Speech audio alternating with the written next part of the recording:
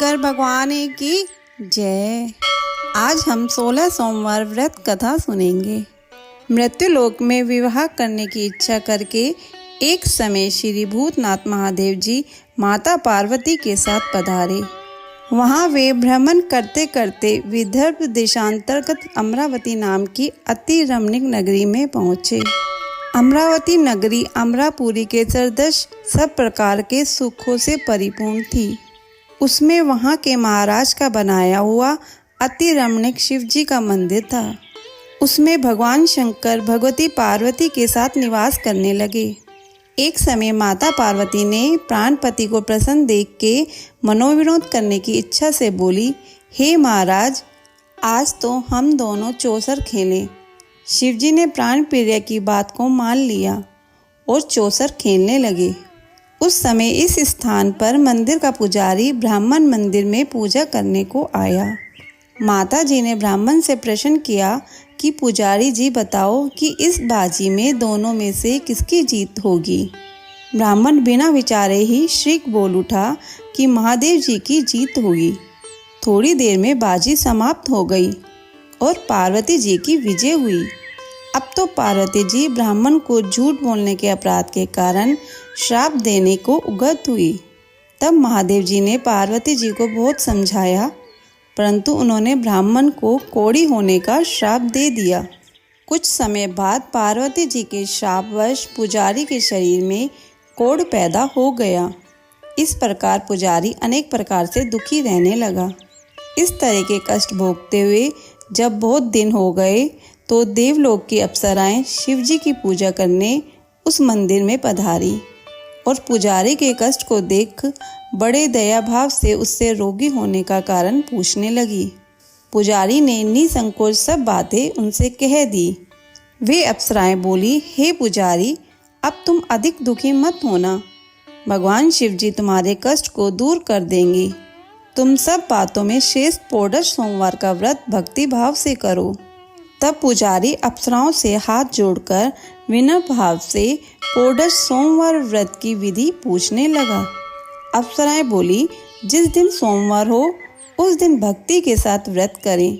स्वच्छ वस्त्र पहने, आधा सेर गेहूं का आटा ले, उसके 3 अंगा बनावें और घी, गुड़, दीप, नैवेद्य, पुंगी फल, बेलपत्र, जनेऊ जोड़ा, चंदन, अक्षत, पुष्पादि के द्वारा प्रदोष काल में भगवान शंकर का विधि से पूजन करें। तत्पश्चात अंगाओं में से एक शिवजी को अर्पण करें।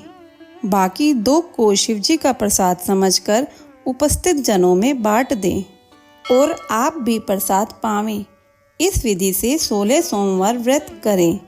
तत्पश्चात 17वें सोमवार के दिन पाव सेर पवित्र गेहूं के आटे की बाटी बनावें। तदनुसार घी और गुड़ मिलाकर चूरमा बनावें और शिवजी का भोग लगाकर उपस्थित भक्तों में बांटें। पीछे आप कुटुंब प्रसाद लें तो भगवान शिवजी की कृपा से उसके मनोरथ पूर्ण हो जाते हैं। ऐसा कहकर अप्सराएं स्वर्ग को चली गई। ब्राह्मण ने यथाविधि पौर्दश सोमवार व्रत किया तथा भगवान शिवजी की कृपा से रोग मुक्त होकर आनंद से रहने लगा। कुछ दिन के बाद जब फिर शिवजी और पार्वती उस मंदिर में पधारे, तब ब्राह्मण को निरोग देखकर पार्वती जी ने ब्राह्मण से रोग मुक्त होने का कारण पूछा तो ब्राह्मण ने 16 सोमवार व्रत कथा कह सुनाई। तब तो पार्वती जी अति प्रसन्न होकर ब्राह्मण से व्रत की विधि पूछकर व्रत करने को तैयार हुई। व्रत करने के बाद उनकी मनोकामना पूर्ण हुई तथा उनके रूठे पुत्र स्वामी कार्तिकेय स्वयं माता के आज्ञाकारी हुए। परंतु कार्तिकेय जी को अपने विचार परिवर्तन का रहस्य जानने की इच्छा हुई और माता से बोले, हे माता जी, आपने ऐसा कौन सा उपाय किया जिससे मेरा मन आपकी ओर आकर्षित हुआ। तब पार्वती जी ने वही पौर्दश सोमवार व्रत कथा उनको सुनाई। स्वामी कार्तिकेय बोले कि इस व्रत को मैं भी करूँगा, क्योंकि प्रिय मित्र ब्राह्मण दुखी दिल से परदेश गया है। हमें उससे मिलने की बहुत इच्छा है। कार्तिकेय जी ने भी इसी व्रत को किया और उनका प्रिय मित्र मिल गया। मित्र ने इस आकस्मिक मिलन का भेद कार्तिक जी से पूछा तो वे बोले, हे मित्र, हमने तुम्हारे मिलने की इच्छा करके 16 सोमवार का व्रत किया था। अब तो ब्राह्मण मित्र को भी अपने विवाह की बड़ी इच्छा हुई। कार्तिक जी से व्रत की विधि पूछी और यथा विधि व्रत किया। व्रत के प्रभाव से जब वह किसी कार्यवश विदेश गया तो वहाँ के राजा की लड़की का स्वयंवर था। राजा ने प्रण किया था कि जिस राजकुमार के गले में सब प्रकार शंडारित हथनी माला डालेगी, मैं उसी के साथ प्यारी पुत्री का विवाह कर दूंगा। शिवजी की कृपा से ब्राह्मण भी स्वयंवर देखने की इच्छा से राजसभा में एक ओर बैठ गया। नियत समय पर हथनी आई, उसने जयमाला उस ब्राह्मण के गले में डाल दी।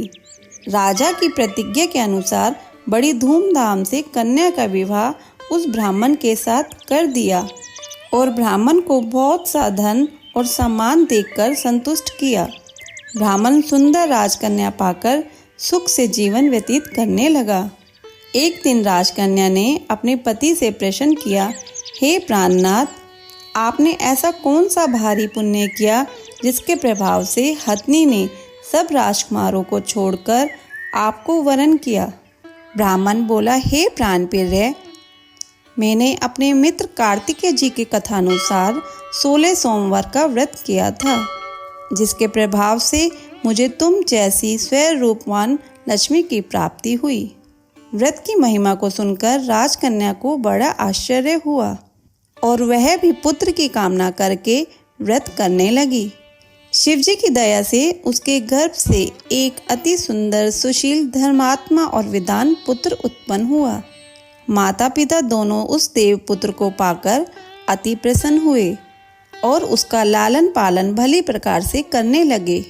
जब पुत्र समझदार हुआ तो एक दिन उसने अपनी माता से प्रश्न किया कि माँ, तूने कौन सा तप किया है जो मेरा जैसा पुत्र तेरे गर्भ से उत्पन्न हुआ? माता ने पुत्र का प्रबल मनोरथ जान के अपने किए हुए 16 सोमवार व्रत को विधि के सहित पुत्र के सम्मुख प्रकट किया। पुत्र ने ऐसे सरल व्रत को सब तरह के मनोरथ पूर्ण करने वाला सुना तो वह भी इस व्रत को राज्याधिकार पाने की इच्छा से हर सोमवार को यथाविधि व्रत करने लगा। उसी समय एक देश के वृद्ध राजा के दूतों ने आकर उसकी एक राजकन्या के लिए वरण किया। राजा ने अपनी पुत्री का विवाह ऐसे सर्वगुण संपन्न ब्राह्मण युवक के साथ करके बड़ा सुख प्राप्त किया। वृद्ध राजा के दिवंगत हो जाने पर यही ब्राह्मण बालक गद्दी पर बिठाया गया, क्योंकि दिवंगत भूप के कोई पुत्र नहीं था। राज्य का अधिकारी होकर भी वह ब्राह्मण पुत्र अपने 16 सोमवार के व्रत को करता रहा।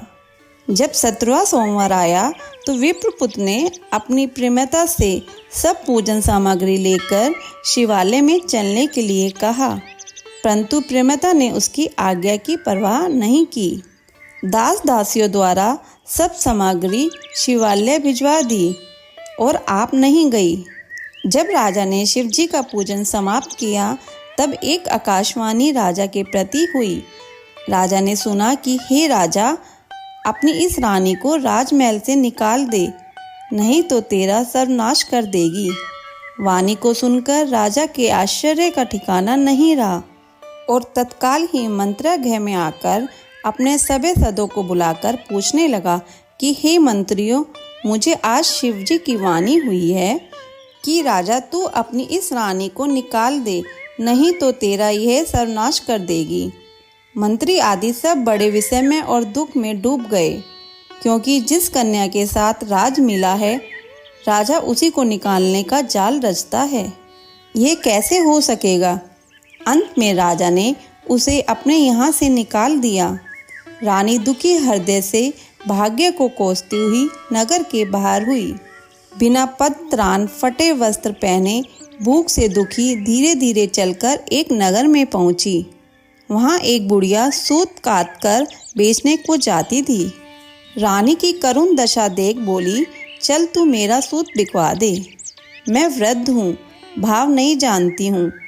ऐसी बात बुढ़िया की सुन रानी ने बुढ़िया के सर से सूत की गठरी उतार अपने सर पर रखी। थोड़ी देर बाद आंधी आई और बुढ़िया का सूत पोटली के सहित उड़ गया। बेचारी बुढ़िया पछताती रह गई और रानी को अपने साथ से दूर रहने को कह दिया। अब रानी एक तेली के घर गई तो तेली के सब मटके शिवजी के प्रकोप के कारण चटक गए। ऐसी दशा देख तेली ने रानी को अपने घर से निकाल दिया। इस प्रकार रानी अत्यंत दुखी हुई। सरिता के तट पर गई तो सरिता का समस्त जल सूख गया। तत्पश्चात रानी एक वन में गई। वहां जाकर सरोवर में सीढ़ी से उतर पानी पीने को गई। उसके हाथ में जल स्पर्श होते ही सरोवर का नील कमल के सदस्य जल असंख्य कीड़ों में गंदा हो गया।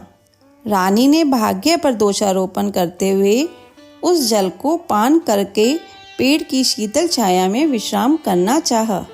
वह रानी जिस पेड़ के नीचे जाती उस पेड़ के पत्ते तत्काल ही गिरते गए।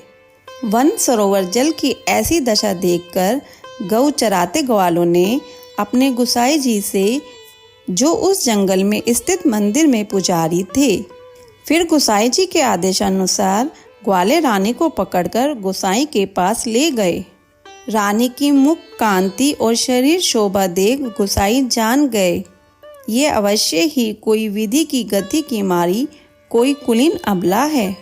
ऐसा सोच पुजारी जी ने रानी के प्रति कहा कि पुत्री, मैं तुमको पुत्री के समान रखूंगा, तुम मेरे आश्रम में ही रहो, मैं तुमको किसी प्रकार का कष्ट नहीं होने दूंगा।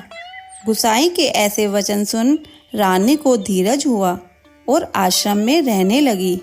परंतु आश्रम में रानी जो भोजन बनाती उसमें कीड़े पड़ जाते, जल भर के लावे उसमें कीड़े पड़ जाते। अब तो गुसाई जी भी दुखी हुए और रानी से बोले कि हे बेटी, तेरे पर कौन से देवता का कोप है जिससे तेरी ऐसी दशा है। पुजारी की बात सुन रानी ने शिवजी की पूजा करने न जाने की कथा सुनाई तो पुजारी ने शिवजी महाराज जी की अनेक प्रकार से स्तुति करते हुए रानी के प्रति बोले कि पुत्री, तुम सब मनोरथ के पूर्ण करने वाले 16 सोमवार व्रत को करो, उसके प्रभाव से अपने कष्ट से मुक्त हो सकोगी। गुसाई की बात सुनकर रानी ने 16 सोमवार व्रत को विधिवत संपन्न किया और 17 सोमवार को पूजन के प्रभाव से राजा के हृदय में विचार उत्पन्न हुआ कि रानी को गए बहुत समय व्यतीत हो गया, न जाने कहाँ कहाँ भटकती होगी, ढूंढना चाहिए। यह सोच रानी को तलाश करने चारों दिशाओं में दूत भेजे। वे तलाश करते हुए पुजारी के आश्रम में रानी को पाकर पुजारी से रानी को मांगने लगे, परंतु पुजारी ने उनसे मना कर दिया तो दूत चुपचाप लौट गए और आकर महाराज के सम्मुख रानी का पता बतलाने लगे। रानी का पता पाकर राजा स्वयं पुजारी के आश्रम में गए और पुजारी से प्रार्थना करने लगे कि महाराज, जो देवी आपके आश्रम में रहती है वह मेरी पत्नी है। शिवजी के कोप से मैंने इसको त्याग दिया था, अब इस पर से शिव का प्रकोप शांत हो गया है, इसलिए मैं इसे लिवाने आया हूँ। आप इसे मेरे साथ चलने की आज्ञा दे दीजिए। गुसाई जी ने राजा के वचन को सत्य समझकर रानी को राजा के साथ जाने की आज्ञा दे दी। गुसाई की आज्ञा पाकर रानी प्रसन्न होकर राजा के महल में आ गई। नगर में अनेक प्रकार के बधावे बजने लगे। नगर निवासियों ने नगर के दरवाजे पर तोरण बदनवारों से विविध विधि से नगर सजाया। घर घर में मंगल गान होने लगे। पंडितों ने विविध वेद मंत्रों का उच्चारण करके अपनी राज रानी का आह्वान किया। ऐसी अवस्था में रानी ने पुण्य अपनी राजधानी में प्रवेश किया। महाराज ने अनेक तरह के ब्राह्मणों को दानादि देकर संतुष्ट किया। याचकों को धन धान्य दिया। नगरी में स्थान स्थान पर सदा व्रत खुलवाए, जहाँ भूखों को खाने को मिलता था। इस प्रकार से राजा शिव जी की कृपा का पात्र हो राजधानी में रानी के साथ अनेक तरह के सुखों को भोग करते सोमवार व्रत करने लगे। विधिवत शिव पूजन करते हुए लोक में अनेक सुखों को भोगने के पश्चात शिवपुरी को पधारे। ऐसे ही जो मनुष्य मनसा वाचा कर्मणा द्वारा भक्ति सहित सोमवार का व्रत, पूजन इत्यादि विधिवत करता है, वह इस लोक में समस्त सुख को भोग कर अंत में शिवपुरी को प्राप्त होता है। यह व्रत सब मनोरथ को पूर्ण करने वाला है। बोलो शंकर भगवान की जय। बोलो पार्वती माता की जय।